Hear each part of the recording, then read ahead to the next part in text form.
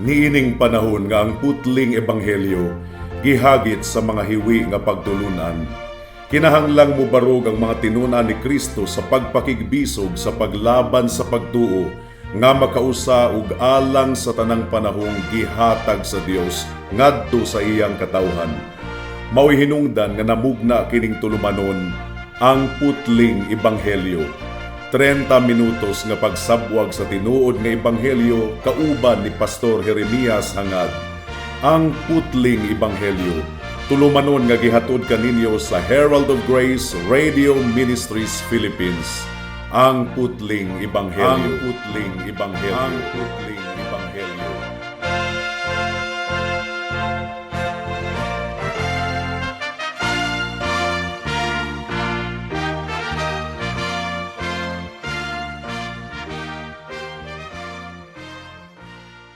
Special greetings sa tanang mga regular nga tigpaminawan sa atong panagsibya dinhi sa kahanginan ug espesyal usab nga pagpanimbaya sa akong 96 years old nga lolo nga si Isabelo Lauri Sr.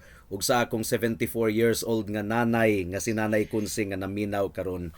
Alang sa pagpamalandong sa pulong sa Ginoo, please turn with me to Romans chapter 7 verse 7. Ang giingon dinhi mga kaigsuunan. Karon unsa may atong masulti nga ang balaod sala dili gayod, apan kung dili pinaagi sa balaod wala unta nako masayri ang sala, tungod kay wala unta nako masayri kung unsa ang pagpangaghop kung wala nag-ingon ang balaod nga ayaw pangaghop. May the Lord bless the proclamation of His word at this moment. Sumala sa atong nakita ni adtong miaging semana mga kaigsuunan, naghatag si Pablo og mas lapad nga pagpasabot mahitungod sa balaod.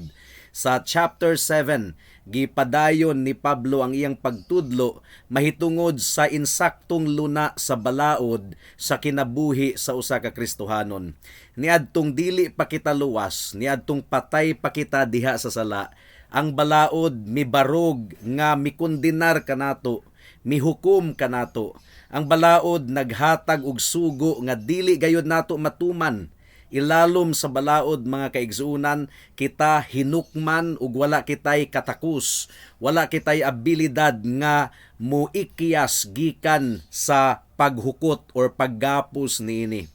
Ang balaod usab sumala sa atong gipamalandungan ni adtong mga nangagi, huyang tungod kay wala kini naghatag kanato og bag-o nga kasing-kasing. Wala nagtanyag ang balaod kanato og pamaagi aron kita pagaisipon nga matarong atubangan sa Ginoo. Sa laktod nga pagkaistorya, dili gayud kita mahingpit pinaagi sa balaod.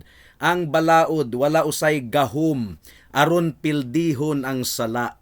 Mao nga ang balaod mga kahigalaan, dili kini makaluwas kanato ug dili usab kini makapahimo kanato nga balaan. Ang papel sa balaod mao ang pagkondenar ug paghukom kanato. Ug kung inyong mahinumduman niadtong milabay nga mga kapitulo, nagpronounce si Pablo og mga panultihon nga mura kita og makakonclude nga ang balaod dautan, nga ang balaod dili maayo. For example, Romans chapter 5 verse 20. Paminawan ninyo ang giingon dinhi. Karon miabot ang balaod aron padaghanon ang paglapas. Apan kun diin midaghan ang sala, midagaya hinuon og samot ang grasya. So mura og nagtudlo kini nga ang balaod mo hinungdan nga midaghan ang kalapasan. Romans chapter 7 verse 5 ang giingon ni Pablo dinhi, tungod kay niadtong nagkinabuhi pa kita diha sa unod, ang atong makasasalang mga tinguha nga gipukaw sa balaod, nagpanglihok sa mga bahin sa atong lawas aron mamunga ngadto sa kamatayon. So kung ato kining basahon sa pinakalit mga kaigsuunan, makaingon kita nga ang balaod mismo sala, nga ang balaod dili maayo, nga ang balaod dautan.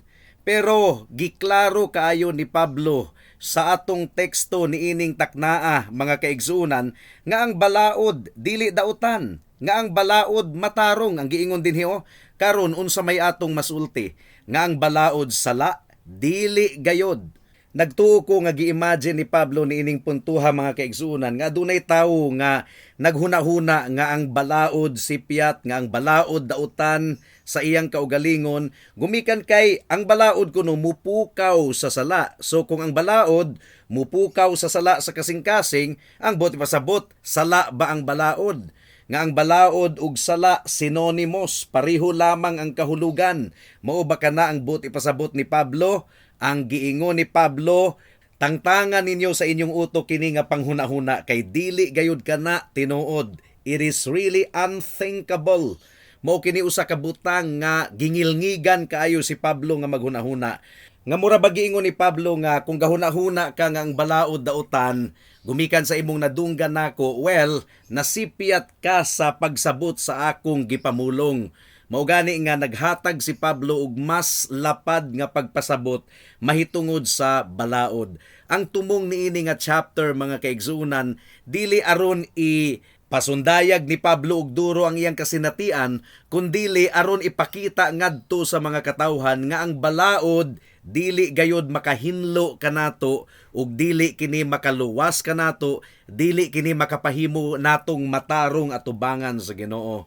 Nganong katudlo man si Pablo og opposite sa conclusion sa mga katawhan, labi na sa mga antinomians nga ang balaod kuno sala, mao kini tubagon sa atong pagpamalandong niining taknaa.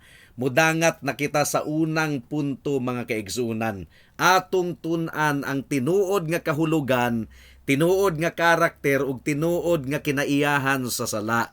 So una sa tanan, ang giingon ni Pablo, wala unta kuno niya masayri ang sala, wala niya mailhi ang sala, kundili pinaagi sa balaod. Wala kini nagpasabot mga kaigsuunan nga walay idea si Pablo kung nakasala ba siya or dili.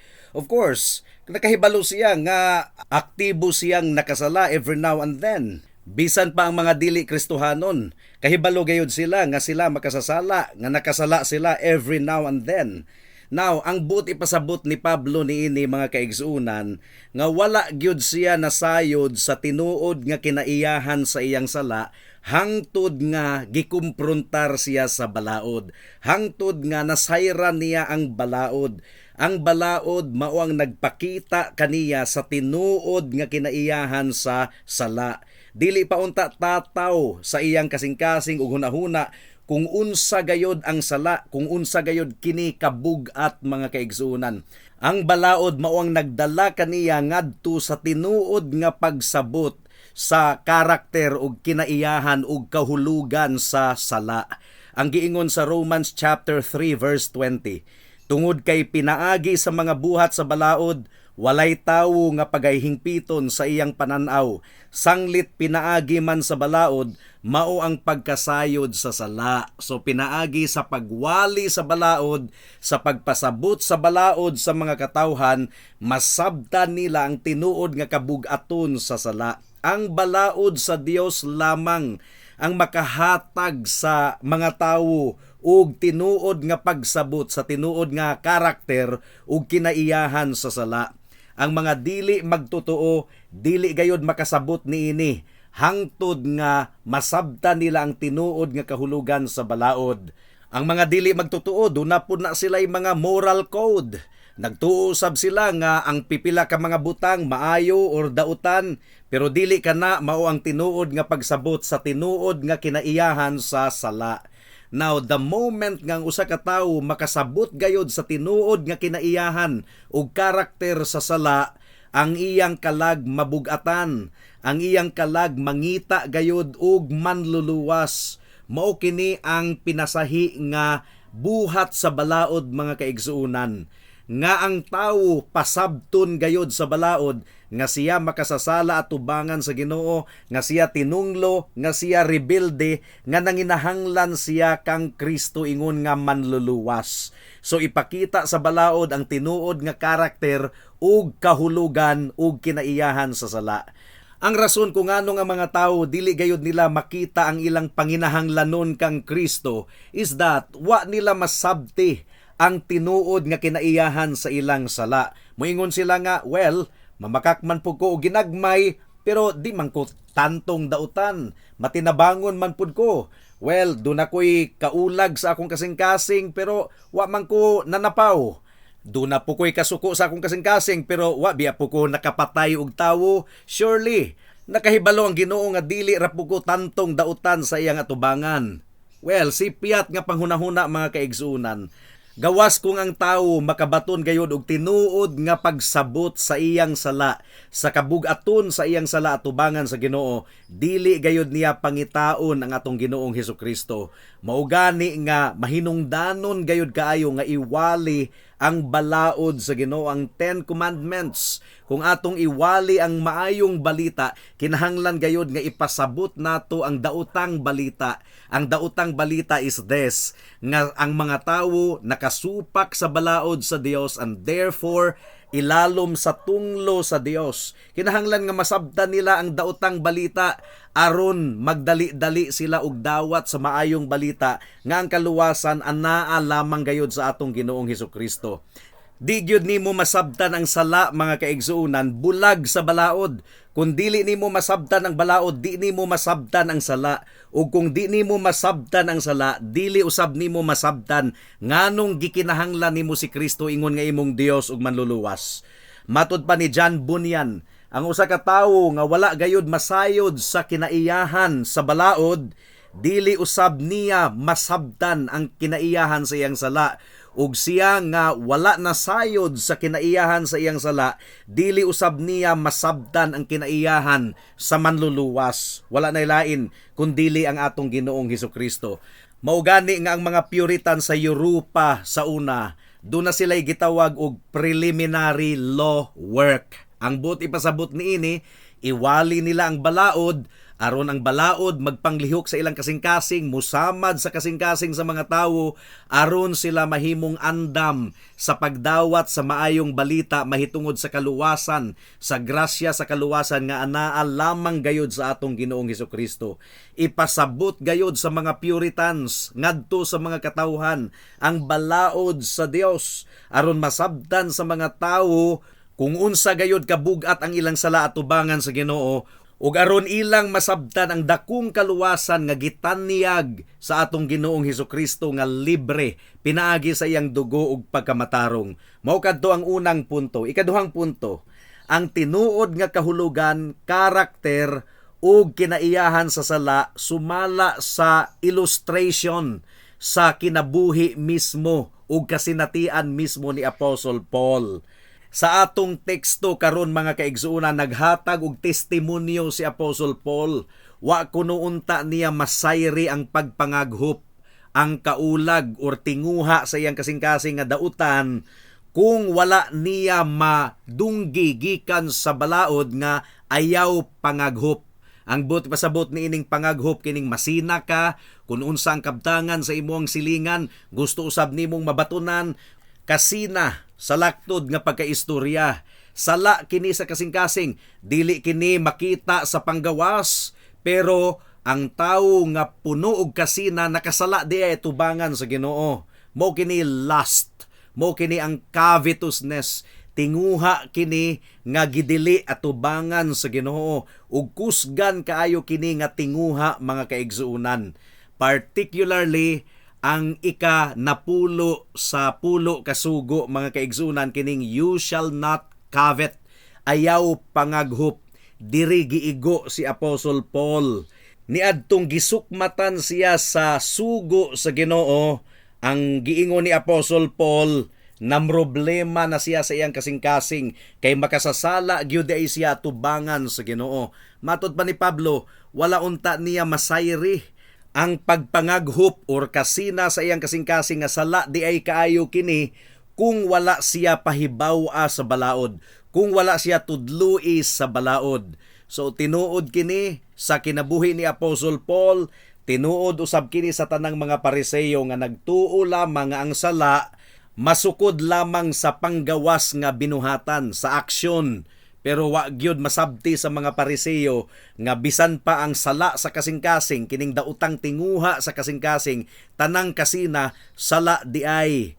Ang pagtinguha sa pagpakasala equivalent na sa sala mga kaigsuunan. Bisan pag wala ka pa kapangabit or wala ka pa kapanapaw, pero kung ang imong kasing-kasing nagtinguha nga buhaton kini, nakasala na diay ka. Equivalent kini sa sala sa pagpanapaw. Wala kini masabti ni Pablo sa una nga kaning iyang mga imaginations, dautan nga hunahuna, dautan nga tinguha sa kasing-kasing, sala di ay. Pero sa dihang nasayran niya ang giingon sa balaod sa Ginoo, nakita ni Pablo nga siya makasasala gayod di ay. Namroblema si Pablo. Mao gani nga gikorek sa atong Ginoong Hesukristo sa iyang wali sa Sermon on the Mount ang mga sipiat nga hunahuna sa mga Hudiyo. Kay gatuo magod ang mga Pariseyo nga as long as wala ka nakapatay og tawo in actual, okay ka. Dili ka guilty sa sugo nga ayaw pagpatay. Pero matod pa ni Jesus mga kaigsunan, kung aduna kay pagdumot sa imong kasing-kasing ug nagtinguha ka sa pagbagsak sa tawo nga imong gidumtan, nakasala na diay ka sa sala sa pagpatay. Equivalent na siya sa murder. Kining tunglo ug kapungot sa imong kasing-kasing against people.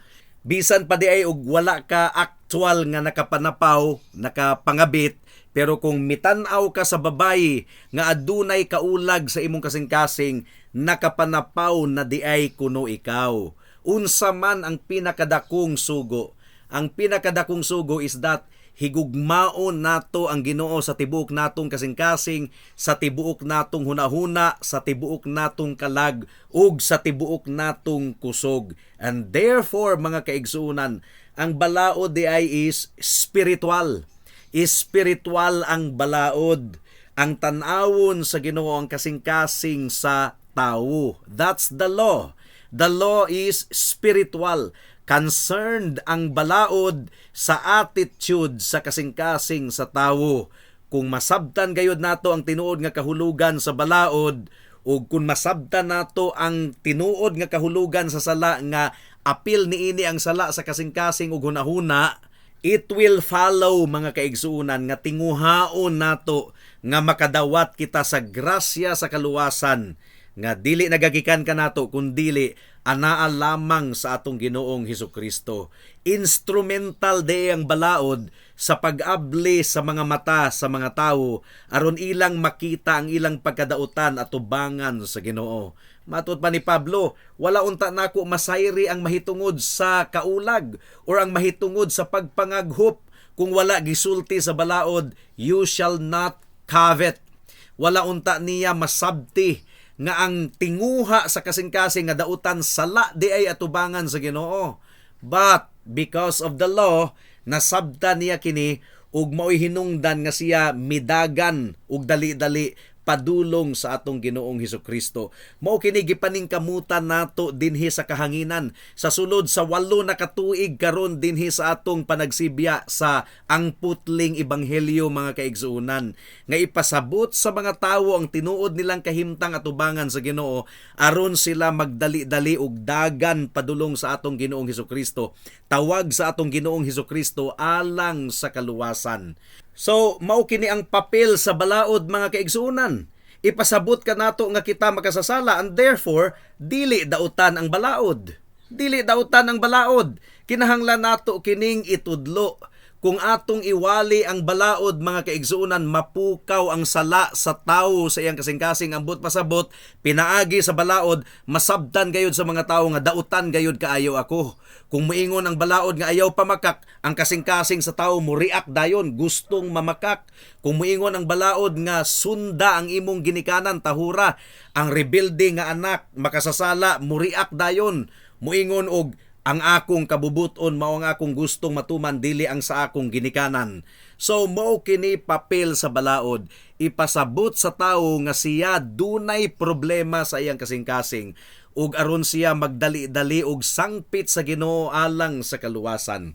Adunay grupo nga nagtuo nga kung mabunyagan na kuno ka sa simbahan, na wisik-wisikan na ka sa tubig ingon nga puya nga bata, nahinluan na kuno ikaw gikan sa original sin. Wala na kuno'y sala sa imong kasing-kasing. So, ang pagtinguha og dautan sa kasing-kasing, dili ka na sala as long as wa nimo gibuhat sa aktual ang maong sala. But the Bible clearly tells us nga bisan pa og mitan-aw ka sa babayi nga adunay kaulag sa imong kasing-kasing, nakasala na diay gihapon ikaw. Aduna po'y grupo nga perfectionist. As long as ang ilang binuhatan maayo, so ilang hunahunahon nga wa sila'y sala. Pero nakalimot gayud sila sa giingon ni Kristo sa Matthew chapter 5 verse 21 and 22. Ang kasing-kasing ang tanawon sa Ginoo. Ang giingon ni Kristo dinhi, nadungog ninyo nga giingon ngadto kanila sa una, ayaw pagpatay, ug si bisan kinsang mupatay manubag sa paghukom. Apan sultihan ko kamo nga ang matag tawo nga nasuko sa iyang igsuon manubag sa paghukom, si bisan kinsang muingon sa iyang igsuon wala kay pulos manubag sa konseho, ug si bisan kinsang muingon buang ka pagasilutan sa impyerno sa kalayo. Bisan ang pagpamalikas mga kaigsuunan, equivalent di ka na sa pagpatay.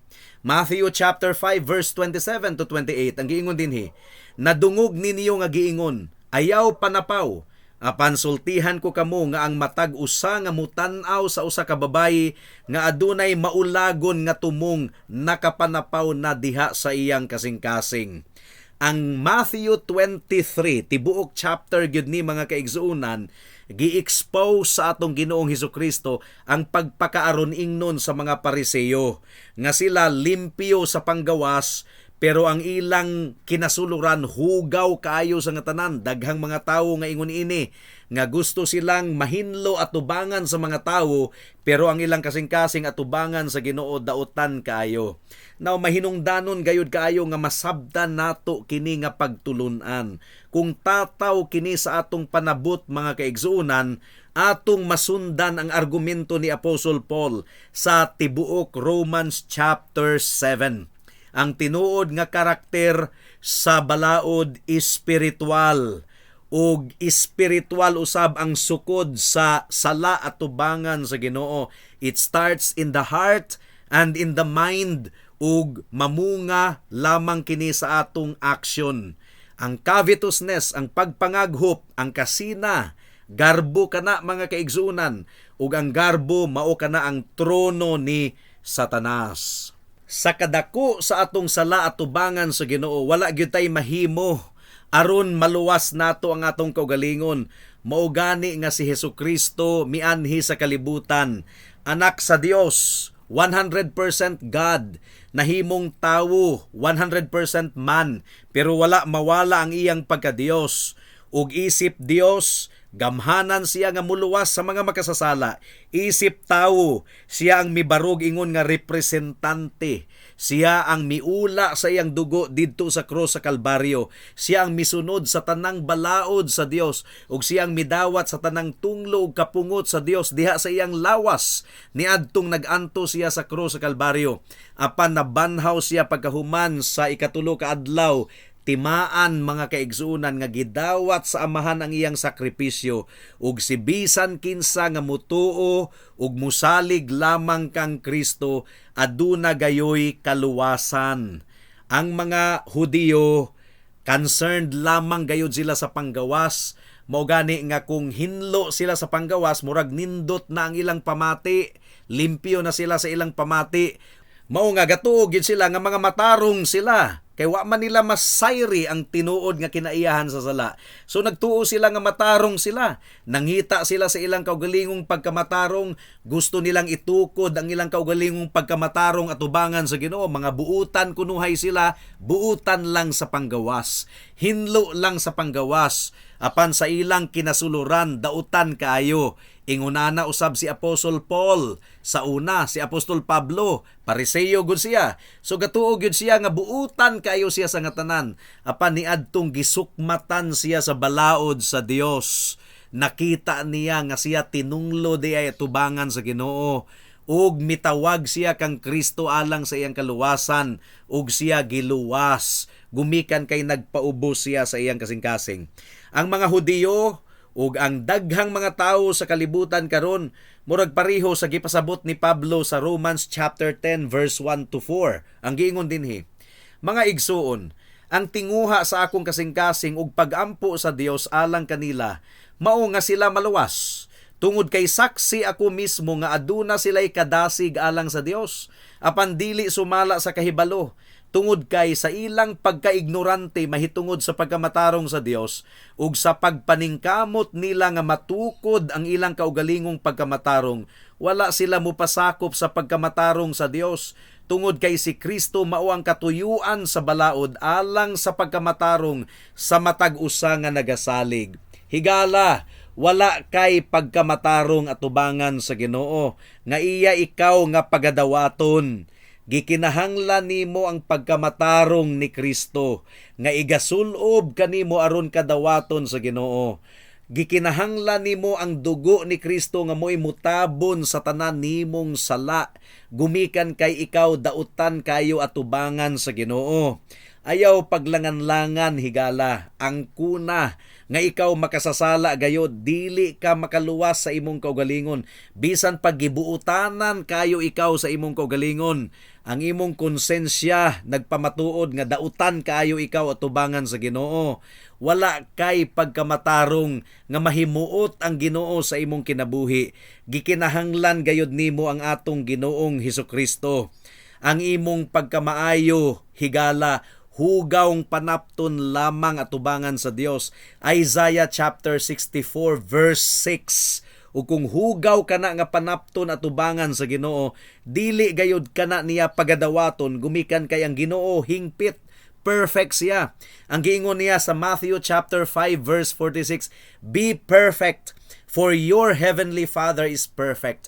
Bagsak kitang tanan, pero salamat sa Ginoo, ang dili nimo masulbad ug dili nako masulbad, gisulbad sa atong Ginoong Hesukristo.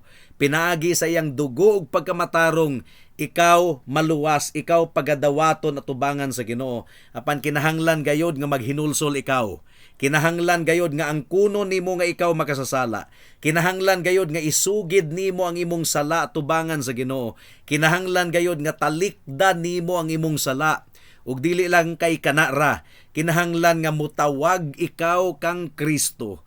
Musalig ikaw sa iyang dugo ug pagkamatarong. Imo siyang angkunon, imo siyang gakson ingon nga bugtong Dios ug manluluwas. Wala na gyud lain. Ang relihiyon dili makaluwas. Si Pastor Jeremiah dili makaluwas. Walay bisag kinsang makaluwas. Si Kristo lamang gayod ang bugtong Dios ug manluluwas. And the good news is this, nga kung ikaw muduol kang Kristo, mudangop kaniya, nagsaad siya nga ang tanang muduol kanako, dili gayod nako isalikway. Isalikway di ay sa Ginoo. Ang tawo nga magpakiluoy, nga muingon kaniya nga maluoy kanako o Dios ang makasasala. Well, bisag unsa ka pakadautan higala, walay sala nga dili kayang hinluan sa dugo ni Kristo. Walay sala nga dili kayang tabunan ni Kristo sa iyang dugo ug pagkamatarong. Basig moingon ka nga pasayloon paghako sa Ginoo, duna paghakoy paglaom. Well, higala hangtod buhi pa ikaw, aduna pagayoy paglaom, ayaw na paglangan-langan. Ang Ginoo, kung muhinlo siya sa imong kalag, kung mupasaylo siya sa kinatibuk-an gayod, ug sa imong paglakaw ingon nga Kristohanon, dili ka biyaan sa Ginoo. Iya kang agakon, iya kang tabangan, iya kang ginabag-o sa matag adlaw, pagabag-uhon sa matag adlaw, from glory unto glory into the image of Jesus Christ our Lord. Mo gani nga ang tinuod gayod nga luwas, mamunga gayod og pagkabalaan, tungod kay ang pagtuo nga walay bunga patay. Faith without action is dead. Ang tinuod nga pagtuo mga kaigsuonan, mamunga gayod og pagkabalaan. Mo gani nga ang tinuod nga Kristohanon, tinuod nga nakadawat sa libre nga gasa sa kaluwasan, aduna gayoy kabag-uhan nga makita sa iyang kinabuhi. Kaniadto mamalika siya, sukanon kayo sa nga tanan, masinahon, apan karon adunay kabaguhan. Kaniadto galikay-likay sa pagsimba, galikay-likay sa pagampo, pero karon ang pagampo singgit na sa iyang kasing-kasing ug ang pulong sa Ginoo mauna ang pagkaon sa iyang kalag. Ang sala kaniadto nga iyang gi-enjoy, karon iya nang gidumtan, and every time nga mahulog siya sa sala, masakitan gayud kaayo ang iyang kasing-kasing, maguol siya ug magdali-dali siya og balik sa Ginoo, mangayog pasaylo. aron mahinluan ang iyang kalag once again. Mao kana ang tinuod nga Kristohanon. Naguol siya gumikan kay duna pay nahabilin nga sala sa iyang kasing-kasing, apan nalipay usab siya gumikan kay ang Ginoo matinud-anon nga muhinlo ug mulimpyo sa iyang kalag the moment nga iyang isugid ang iyang sala sa Ginoo. Mao kana ang tinuod nga Kristohanon higala. Dangup kang Kristo karon, ayaw na paglangan-langan, ayaw na paugmaipa, kay basin ug ugma ulahi na ang tanan. Amen. Alang sa duga nga mga pangutana, mahimong mo text kang Pastor Jeremias hangad sa 0935-744-3030.